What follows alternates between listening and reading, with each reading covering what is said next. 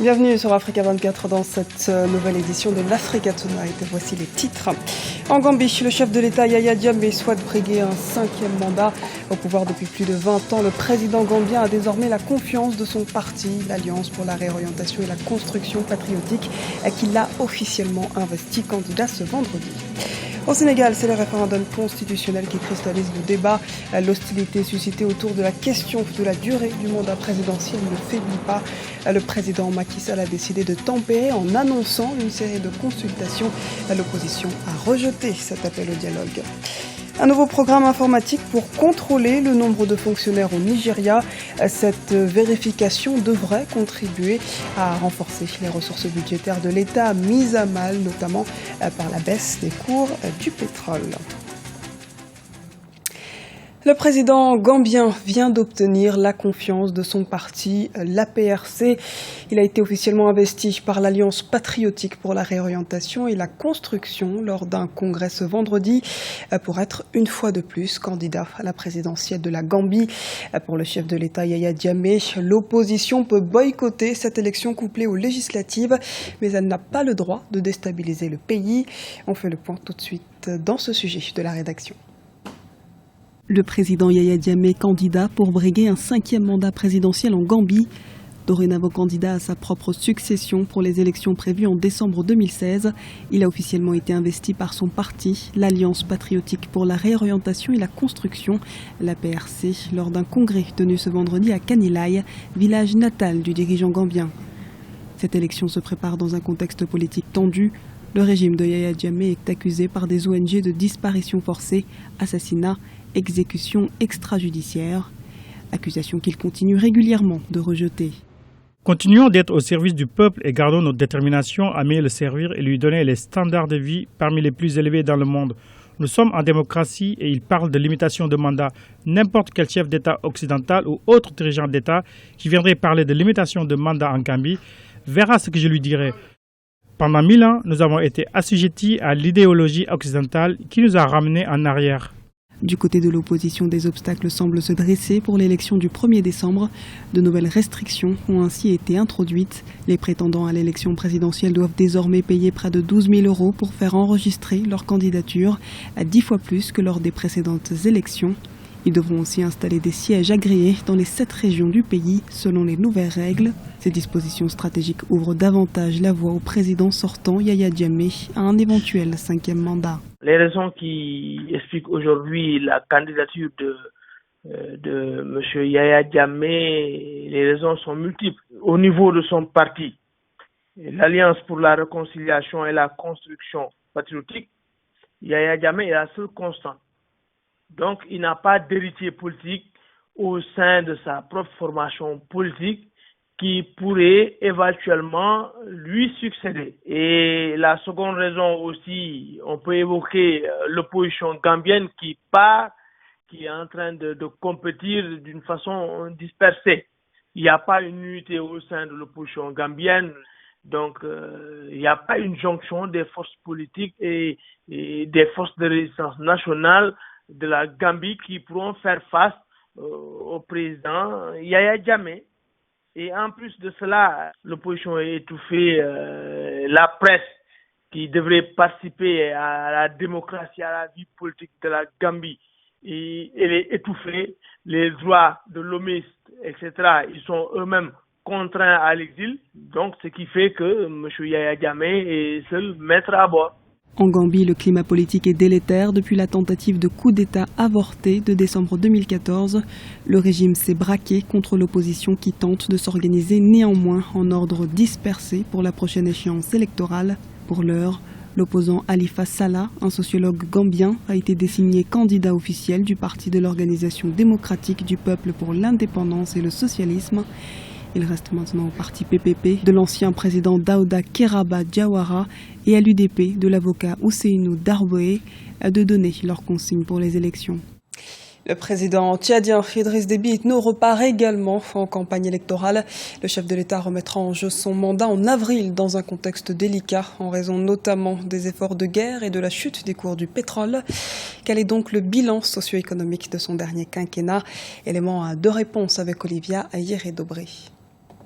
Que retenir de ces 5 dernières années à la tête du Tchad du chef de l'État Idriss Déby? Arrivé en décembre 1999 après un coup d'État contre Hissène Habré, le président Idriss Déby Itno achève en 2016 son 4e mandat. Réélu en 2011 avec un score de 88,7%, les 3 premières années de ce nouveau quinquennat sont placées sous le signe de la renaissance. Un programme politique qui donne la priorité au développement du monde rural, avec un accent particulier sur la jeunesse et la femme. Comment développer l'économie rurale du Tchad et permettre aux agriculteurs de se doter de moyens leur permettant de passer d'une agriculture de subsistance à une agriculture industrielle? Le gouvernement lance un vaste programme d'appui au secteur agricole. Afin d'endiguer la crise alimentaire qui touche le nord et l'est du Tchad, en 2011, le Programme national de sécurité alimentaire, PNSA, met des tracteurs à la disposition des paysans.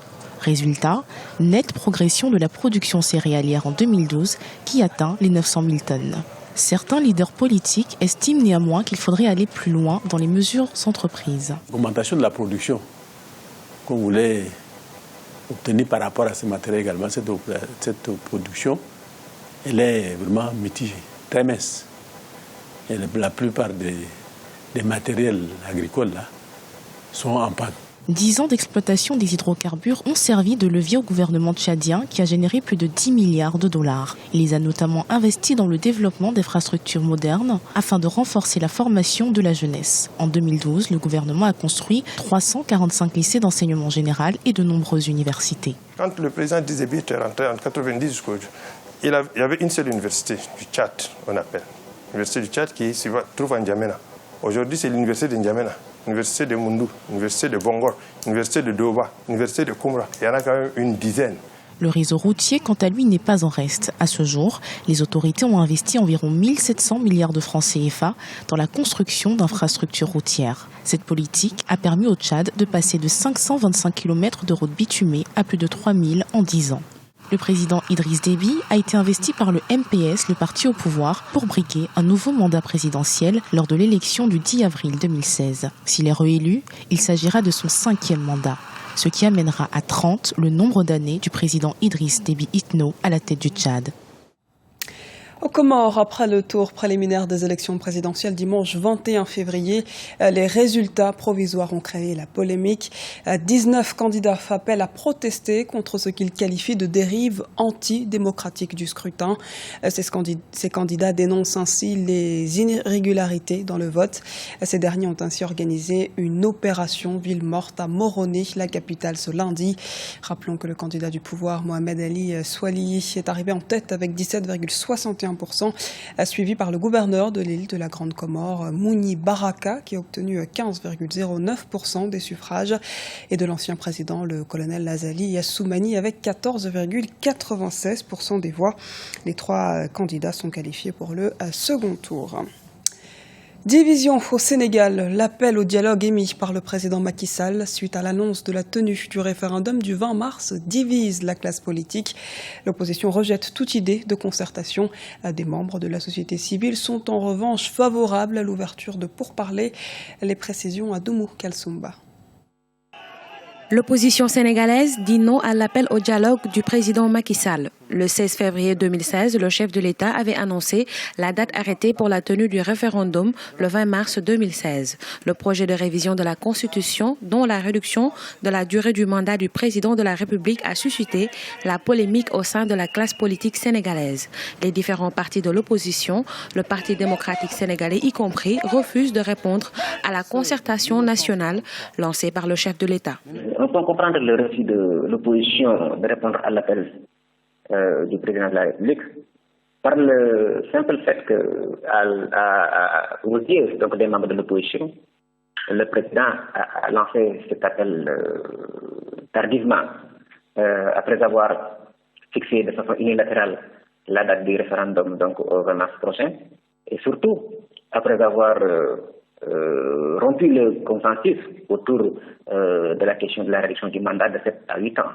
Alors que l'opposition sénégalaise se radicalise, le Front du Non, constitué d'organisations de la société civile, de mouvements citoyens, de personnalités indépendantes et d'organisations politiques opposées au projet de réforme constitutionnelle, n'exclut pas dans ses stratégies d'aller au dialogue. Elle souhaite trouver un consensus et arriver à un compromis qui privilégierait l'intérêt général et la cohésion sociale. Et c'est dans cette même lecture que s'inscrit la démarche de la société civile qui dit que oui, tout en étant contre le référendum et la façon dont le président a fixé ses principes, nous allons répondre quand même parce que nous sommes d'aucune obédience politique. Cela va impacter bien sûr sur la composition et la recomposition de la scène politique sénégalaise. Et à mesure que la date du référendum se rapproche, et qui précise qu'il n'est pas exclu qu'il y ait un report. La prochaine élection présidentielle se tiendra en 2019. Le président Macky Sall terminera son septennat. Selon les analystes, hormis la durée du mandat présidentiel, il y a d'autres points qui méritent d'être soumis à l'attention de la population. Il s'agit entre autres de la reconnaissance de nouveaux droits aux citoyens, la transparence dans l'exploitation et la gestion des ressources naturelles, de l'évaluation des politiques publiques. Assainissement de la fonction publique au Nigeria. Plus de 23 000 fonctionnaires ont été radiés de l'administration suite à un audit interne lancé en décembre 2015 par le ministère des Finances. En supprimant ces postes fantômes, le gouvernement s'est lancé dans une vaste campagne contre la corruption. Il a réalisé ainsi plusieurs millions de dollars d'économies mensuelles, comme nous l'explique Oumou Kalsumba. 23 000 fonctionnaires nigérians ont été radiés de la fonction publique. Suite à un audit interne lancé au mois de décembre par le ministère des Finances, le gouvernement s'est rendu compte que ces travailleurs étaient fictifs. Cette opération va permettre désormais au Nigeria d'économiser 2,29 milliards de naira, soit 11,5 millions de dollars par mois. Plusieurs éléments peuvent concourir à une telle décision. Quand on parle de radiation, en règle générale, il s'agit d'une sanction. Ça peut être pour des raisons de corruption, pour des raisons de discipline, ou simplement que les conditions d'accès ou d'intégration, ou même simplement les textes qui régissent la carrière des fonctionnaires n'ont pas été respectés. Donc voilà autant d'éléments qui peuvent concourir à la réalisation de près de plus de 20 000 fonctionnaires dans la fonction publique d'État du Nigeria. Face à la baisse des cours du baril de pétrole brut, l'économie nigériane, basée principalement sur les hydrocarbures, est au ralenti. Le président Muhammadu Buhari, dès son accession au pouvoir en 2015, tente de lutter contre la corruption. Les spécialistes préconisent également la mise en œuvre de politiques durables axées sur la bonne gouvernance. En règle générale, et de façon caricaturale, on a tendance à ramener le Nigeria à la corruption. Et une telle situation, autant de fonctionnaires qui sont des fonctionnaires fantômes ou qui n'ont pas été recrutés dans les conditions requises par la loi, montre bien qu'il y a encore beaucoup de difficultés de ce point de vue-là. Une des solutions, justement, ça peut être le recrutement par le concours. On peut s'attendre à ce que le président Muhammadu Buhari, justement, continue dans le sens qu'il avait indiqué, celui de la rigueur. En plus du malaise constaté dans la fonction publique et dans l'administration nigériane, les revenus dans les secteurs hors pétrole sont en baisse. Le rapport de la Banque centrale du Nigeria révèle une chute de 23,4% durant le second trimestre 2015. Le blanchiment de capitaux et le vol de carburant font perdre à la République fédérale du Nigeria des capitaux importants. C'était le journal de la rédaction. Merci de nous avoir suivis. Retrouvez dans un instant une nouvelle édition de l'Africa Tonight sur Africa 24.